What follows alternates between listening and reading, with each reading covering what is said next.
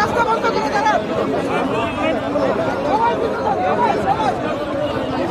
সামনের দিকে সামনের দিকে সামনের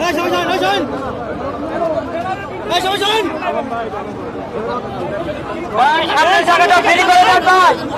সামনের জায়গাটা ফেরি করে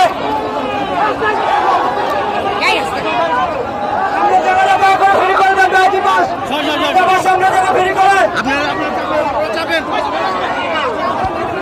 আপনারা